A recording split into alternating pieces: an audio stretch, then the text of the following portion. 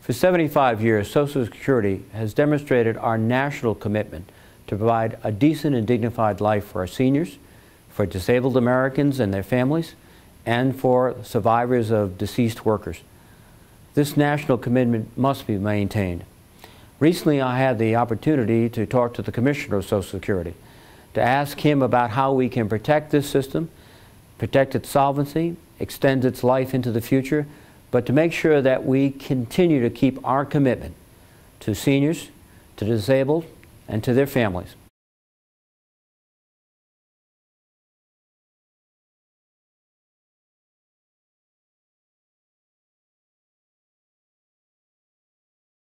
If we deny effective resources to the department, this level of efficiency will be compromised. Yes. That at some point, you just can't, continue to maintain this level. Exactly. Senator Reid, I mean, I think we've run this experiment recently. So we ran down the administrative budget for most of this decade, and very predictable things happened. Backlogs grew, and program integrity work plummeted at a long-term cost to the trust fund. And it is only with great difficulty that we've been able to move the agency back in a positive direction and increase the program integrity work and bring the backlogs down. And what I would say to all of you now is it's your choice. We've done everything that we know how to do. And whether we go backwards or whether we go forwards depends on what you decide to choose for funding for the agency.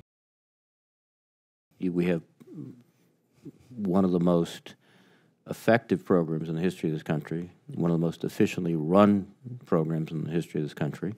In fact, as you suggest from your experience as a CEO of a private sector company, much more effective than most of the vaunted public companies.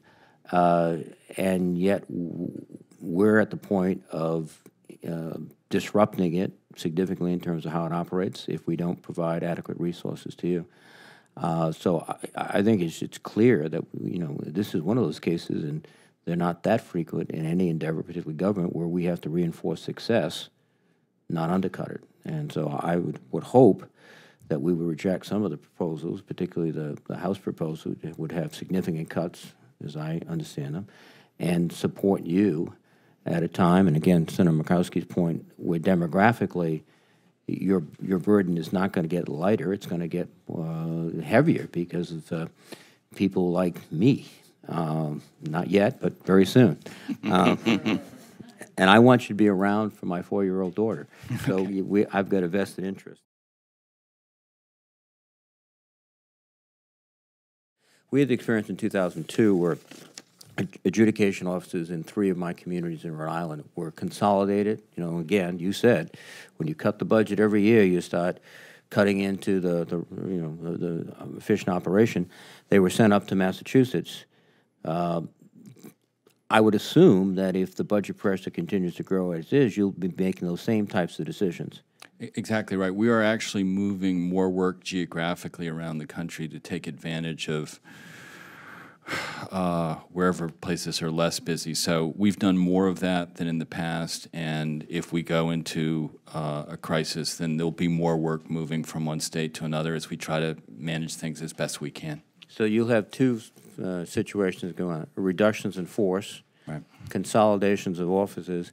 What that leaves, though, is potentially big service gaps. I mean, yes, there's a difference between a senior citizen in my state getting on a bus or taking their car and driving 10 or 15 or 20 minutes to a local office, and the difference of going to Boston, yes, literally, with all of that entails.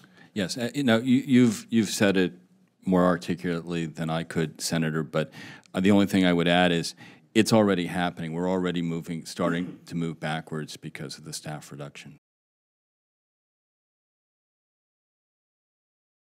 Let me just, a final point is that we sometimes focus on the Social Security system as one that it deals with seniors, but you have families and children that we have to worry about. In fact, one of the startling statistics that I've seen recently is that for the first time, the Great Depression, 25% of children in this country are living in poverty. Right.